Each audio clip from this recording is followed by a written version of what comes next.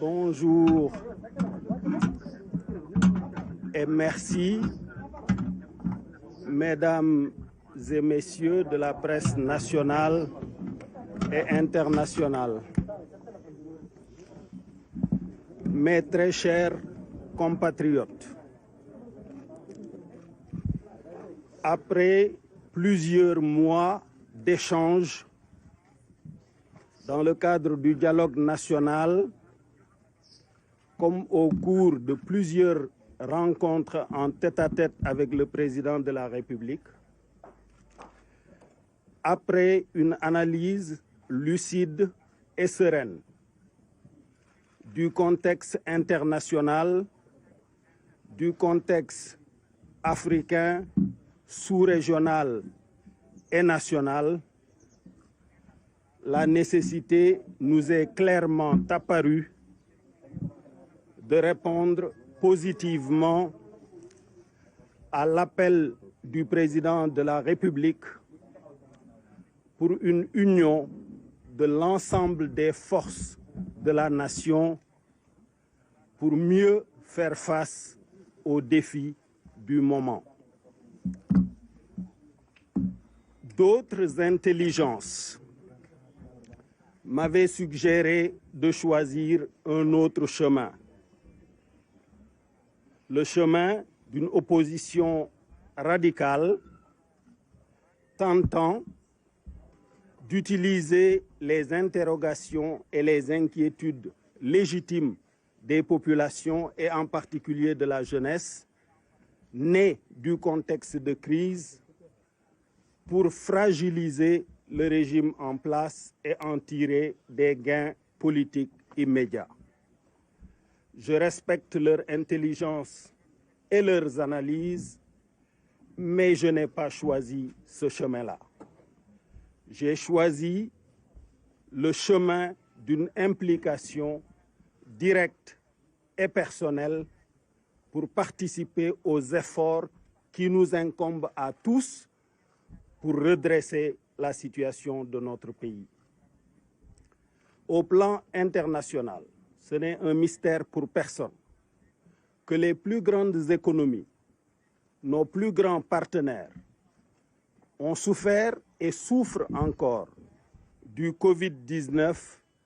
et de son cortège de conséquences économiques et sociales. Aux États-Unis, première puissance mondiale, des milliers, des millions de personnes sont en train de perdre leur emploi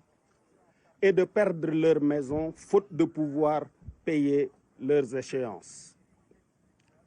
En Europe, qui accueille l'essentiel de notre diaspora, la situation est identique, une chute drastique de leurs économies. Et d'ailleurs, le premier impact immédiat pour nous, c'est que les transferts de notre diaspora en direction du pays ont également connu une chute considérable. Au point que des transferts inverses du pays vers notre diaspora soient devenus nécessaires. C'est dans un tel contexte où également dans notre sous-région, des conflits et des tensions extrêmement vives déchirent les classes politiques qu'il nous appartient de rendre grâce au Sénégal qu'au moyen d'une discussion sereine, longue, profonde, dans plusieurs cadres, notre classe politique qui représente 85% de l'électorat soit parvenue à s'entendre pour mieux prendre en charge les défis du pays. Mais qu'on ne s'y trompe pas. La classe politique seule n'y suffira pas. La situation exige que toutes les filles et tous les fils du pays soient mobilisés et tendus vers le même but.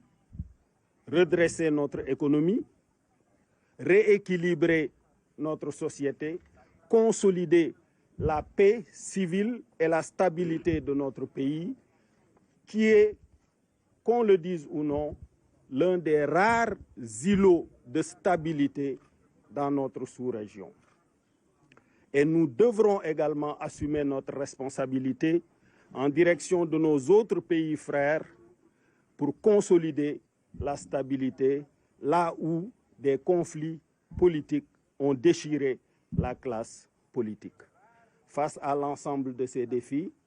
nous avons donc fait le choix responsable de répondre positivement à l'appel du président de la République d'unir l'ensemble des forces du pays. Je rends grâce à Dieu de nous avoir permis de faire ça, ce n'était pas facile. Je remercie l'ensemble des autorités religieuses de notre pays pour leurs prières et pour leur prescription en notre direction de toujours œuvrer pour d'abord consolider la paix et la stabilité du pays, de manière à rendre possible toutes les autres activités, qu'elles soient cultuelles, économiques et sociales. Je vous remercie. jërëjëf kon asalaamualeykum mbokku Sénégal ginnaaw bu ñu leen nuyoo yéen ñëpp sant yàlla julli ci yonent bi alayhi salaatu wassalaam ñoo ngi leen di gërëm yéen mbokku taskatu xibaar yi ci teewaay bii ngeen teew fii pour taataan suñuy kàddu jëm ci askan wi mbokku Sénégal yi nekk ci biir réew mi ak yi nekk ci diaspora ginnaaw waxtaan wu yàgg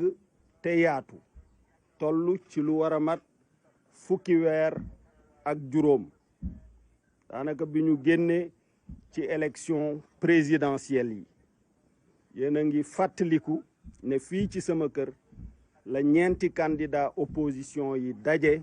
wax ne dàq nañu yooyu résultat ndax jaarul yoon ci ginnaaw bi président de la république woote dialogue ne nañu jël mbir yépp waxtaane ko ci suñu biir muy politique bi muy yeneeni mbir ñu tànn ay kilifa ma di leen nuyu di saluer seen patriotisme au passage muy Famara Ibrahima Sagna ak général Niang ñu séq waxtaan bi ñaari école moo amoon ci opposition bi benn bi dafa waxoon ni nañu dem rek ci radicalisme nekk ci mbedd mi jàmmaarloo beneen bi ne nañu nangu waxtaan wi ci ñi nangu waxtaan woowu ci lañu bokk ñun ñu waxtaan ci cadre dialogue national bi waxtaan yitam séq ko ak président de la république ay yooni yoon ci sutura waxtaane lépp lu ñu war a waxtaane ci réew mi bi loolu jeexee nag bi waxtaan yooyu jeexee ñaari xalaat juddu benn bi am ñu ni ma continuer ci opposition bi di xeex am ñu ni ma li président wax ne tolluwaayu réew mi laaj na mu dajale njaboot bi yépp ku am xalaat ku am man-man indi ko pour ñu redresser suñu réew ndax fi àddina bi tollu loolu dem ca moo gën di farata nga xam ni dugguñu ci politique pour yàq dañoo dugg ci politique pour defar dugguñu ci politique pour toj dañoo dugg ci politique pour tabax loolu moo tax ñu jël suñu responsabilité ñi xalaate neneen seen xalaat respecté naa ko déglu naa ko taataan naa ko dugg na itam ci processus bi nga xam ni ci laa jëlee décision bi ñu jël boo seetloo àddina bi fu ci bari seen économie nërmeelu na ndax mbas mi États-Unis mi nga xam ni ñoo ëpp doole ci wàllu économie ay junni nit ay millions yi nit ña ngay ñàkk seen liggéey bis bu nekk ñu leen di génne seeni kër ndax mënuñoo fay seen loyer wala mënuñoo fay seeni traite pour kër yi ñu jënd Europe itam muy France muy Espagne muy Italie mbas mi songoon na leen songaat na leen mesures yi ñuy jël yokk jafe-jafe économie ba foofa itam économie ba daanu loolu li ñu ci njëkk a yëg mooy suñu njaboot yi nekk foofu daan yónnee fii di dimbalee mënatuñ ko ba lañ daan yónnee wàññeeku na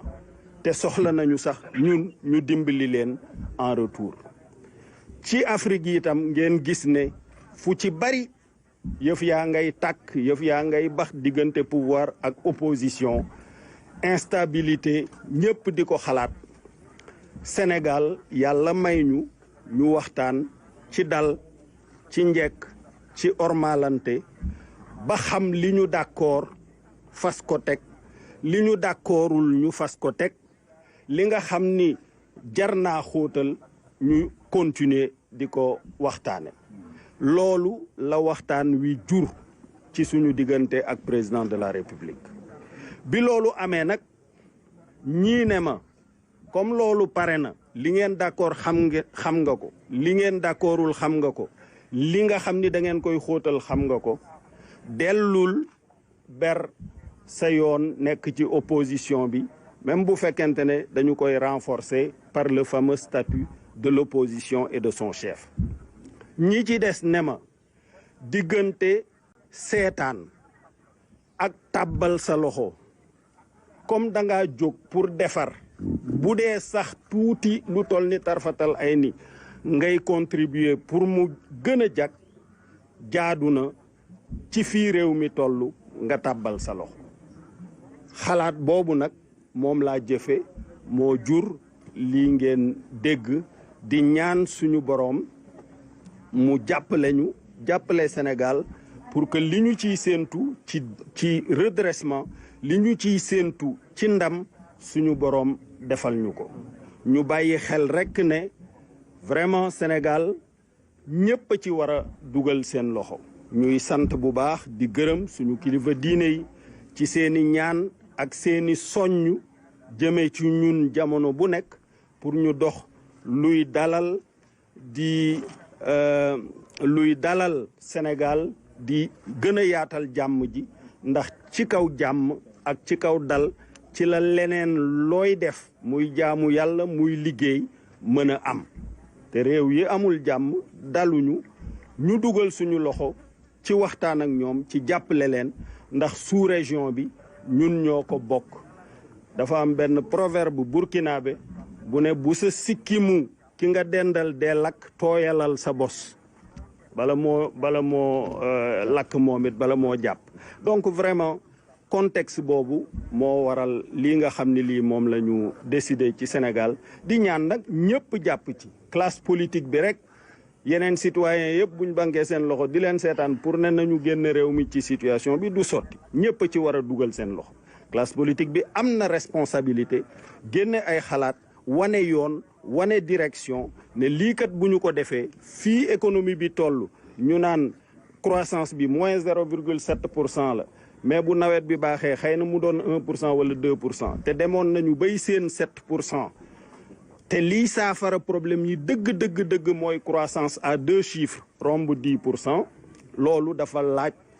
képp ku nekk dugal ci sa loxo sacrifice yi nag c'est vrai metti na yëg naa ko yëg naa jàmbat yi yëg naa militant yi kontaanul yëg naa yenn responsable yi ma doon wax bu ko def wante dama leen di laaj xale soldat bi nga xam ni 20 ans la am président de la république sañ koo yóbbu ci xare mu fay dem te xam ni mën na faa ñàkk bakkanam li ko tax a def mooy devoir au service de son pays policier bi ñu yebal mu am 20 ans takkagul jabar wala mu ngi soog a takk jabar dugg ci buntu àddina ñu ne ko gang yu dangereux yi ak grand banditisme bi ak drogue bi demal xeex ak ñoom seet fu ñu nekk nga luqar ci leen mu xam ni bu ca demee mën naa ñàkk bakkanam lu ko tax a def devoir vis-à-vis de sa nation